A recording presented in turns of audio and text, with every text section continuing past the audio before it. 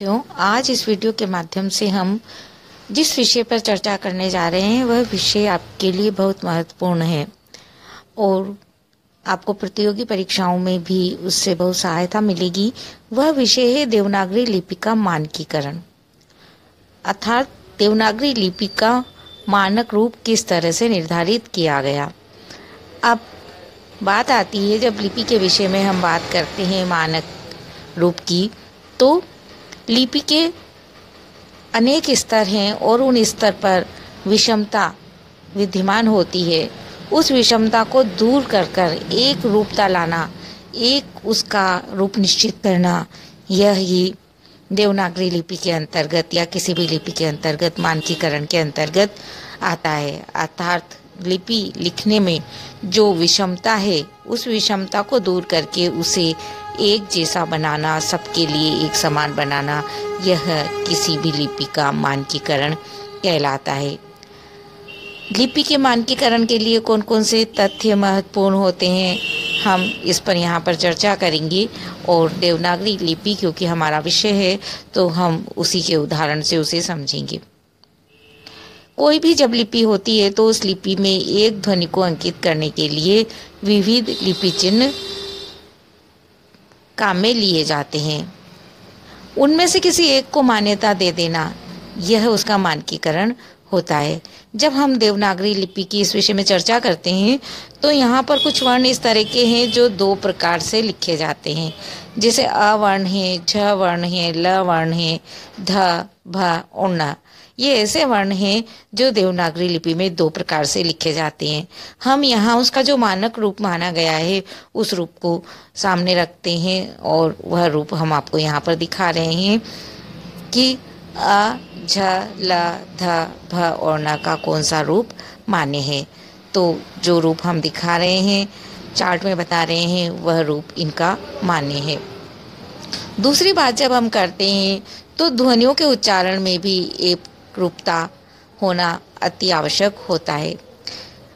ध्वनि के उच्चारण में एक रूपता कैसे नहीं होती, उसके क्या कारण है, हमें थोड़ा उस पर भी ध्यान देना होगा। उसका कारण है क्षेत्रीय उच्चारण के कारण लोग अलग अलग ढंग से एक ही ध्वनि का उच्चारण करते हैं। तो उस ध्वनि में चाहे वो क्षेत्रीय स्तर पर कुछ भी उच्चारण करे, परंतु मानक स्तर पर उसका एक रूप होना चाहिए जो लिखित रूप के रूप में अपनाया जाना चाहिए। जैसे हम उदाहरण देखें देवनागरी लिपि के अंदर, तो पैसा एक शब्द है और इसी को अलग अलग क्षेत्रीय उच्चारण से पैसा, पायसा इत्यादि उच्चारण किए जाते हैं। तो इनमें से जो पैसा उच्चारण है वही सही उच्चारण है, बाकी और ठीक नहीं है, तो उसका मानक रूप इस तरह से निर्धारित किया जाता है। वर्तनी की एक रूपता भी भाषा की शुद्धता के लिए बहुत ज़्यादा जरूरी होती है। यदि देवनागरी लिपि की दृष्टि से हम देखें तो इसमें ई, बड़ी ई, य में ई की मात्रा, ये प्रयोग कहाँ किए जाने चाहिए और कहाँ नहीं, इस संबंध में अक्सर व्यक्ति गलती करता है और पढ़े लिखे तक इसमें गलती कर देते हैं। वे भूल जाते हैं कि कहाँ पर सही प्रयोग करना चाहिए। आपकी जितनी भी प्रतियोगी परीक्षाएं होती हैं उनमें इस तरह के प्रश्न दिए जाते हैं क्योंकि विद्यार्थी यहाँ बहुत गलती करते हैं। इस संबंध में भारत सरकार का जो शिक्षा मंत्रालय है तो उसकी वर्तनी समिति ने कई महत्वपूर्ण निर्णय लेकर मानकीकरण की दिशा में बहुत उल्लेखनीय कार्य किए हैं। हम उन्हें यहाँ पर बिंदुवार समझेंगे। सबसे पहले जो बात है वह है कि ई कहाँ लगाई जाए, ई कहाँ लगाई जाए, ये कहाँ पर प्रयोग किए जाए। तो बात आती है सबसे पहले कि संज्ञा शब्दों के अंत में जब इनमें से कोई वर्ण लगाया जाएगा तो वह बड़ी ई होता है।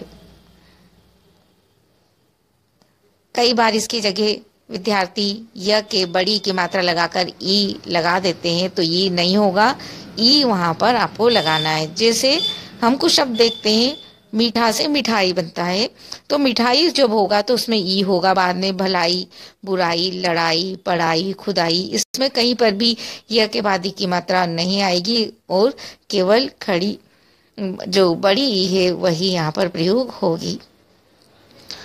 अब बात आती है कि यह के की मात्रा जो लगाते हैं ये प्रयोग कहाँ पर होते हैं।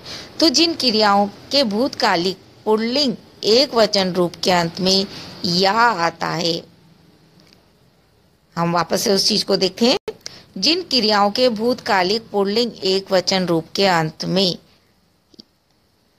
या आता है, उसके बहुवचन रूप को बनाते वक्त उसके बहुवचन रूप में हम ये कर देते हैं और स्त्रीलिंग रूप में ई हो जाता है। मतलब यदि या लास्ट में आ रहा है तो ये हो जाएगा और स्त्रीलिंग लगाएंगे तो य के ई की मात्रा वाला ई हो जाएगा। जैसे आया शब्द है, ये बहुवचन, ये पुल्लिंग की क्रिया है, तो इसमें हम जब इसका स्त्रीलिंग बनाएंगे तो आई कर देंगे और जब इसका हम बहुवचन करेंगे तो आए कर देंगे। और इसी तरह से गया, गई, गए शुद्ध रूप हो जाएगा। यहाँ पर हम ई नहीं लगाएंगे, ई लगेगा यहाँ पर, मतलब यह है तो उसका जो स्त्रीलिंग और पुल्लिंग होगा याद रखना है, भूतकालिक क्रिया होना चाहिए और उस क्रिया में या लगा हुआ है तो ये या ई हो जाएगा। इसी तरह से जब हम तीसरी चीज देखते हैं तो वह है जिन क्रियाओं के भूतकालिक पुल्लिंग एक वचन के अंत में आ आता है। हमने ऊपर देखा था या आने वाली स्थिति, पर यदि वहां पर या के स्थान पर आ रहा है तो उनके बहुवचन रूपों में ए और स्त्रीलिंग रूपों में ई का प्रयोग उचित होता है। या आया था तो हमने ई किया था, ये किया था, पर यदि अंत में आ रहा है तो आ आने पर बहुवचन में हम ए कर देंगे और स्त्रीलिंग में ई ये कर देंगे। जैसे हुआ का हुए बहुवचन हो जाएगा और स्त्रीलिंग करेंगे तो हुई हो जाएगा। चौथा इसका प्रकार जब हम देखते हैं तो वह है विविध क्रियाओं और अवयवों में ए का प्रयोग ही उचित होता है। विधि क्रिया जहाँ पर हम प्रयोग करेंगे और या अवयव प्रयोग करेंगे वहां पर ए का प्रयोग हम करेंगे। जैसे चाहिए, दीजिए, लीजिए, कीजिए, पीजिए, इसीलिए या के लिए, इसी तरह के शब्द हैं। अगला बिंदु जब हम इसके लिए देखते हैं तो वह आता है कि वर्गों के पंचम अक्षर के बाद यदि उसी वर्ग का कोई वर्ण हो तो वहां अनुस्वार का प्रयोग ही हमें करना चाहिए। वर्ग का पंचम अक्षर मतलब पांचवा अक्षर, उसके बाद यदि उसी वर्ग का कोई वर्ण आ जाता है तो वहां पर हमें अनुस्वार का प्रयोग ही करना चाहिए। जिसे वंदना, वह के बाद न आ रहा है, न का ही, न पंचम वर्ण है और द उसी वर्ग का वर्ण है तो वंदना में अनुस्वार का प्रयोग करेंगे। हिंदी इसी तरह का वर्ण है, उसमें हम अनुस्वार का प्रयोग करें। नंदन, चंदन, अंत इसी तरह के शब्द हैं। गंगा, इनमें हमें अनुस्वार का प्रयोग करना चाहिए।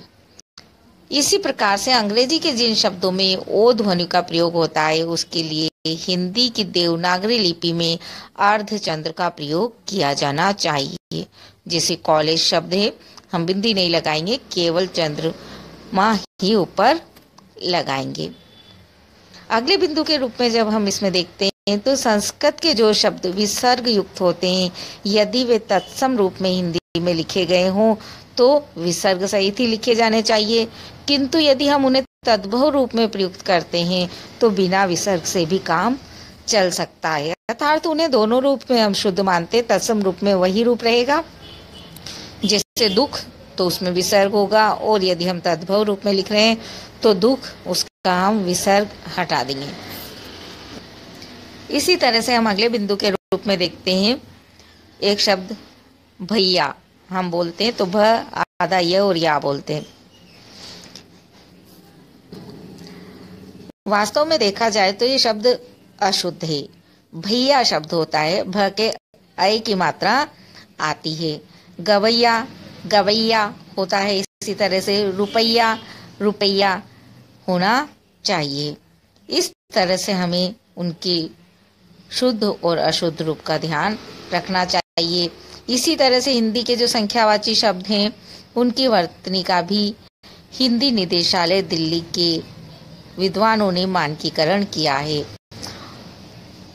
और जो अशुद्ध रूप लिखे जाते थे उसके स्थान पर उसका शुद्ध रूप प्रचलित किया है। जैसे छः, छः, छह, तो उसकी जगह छह या छह शब्द प्रयोग हुआ है।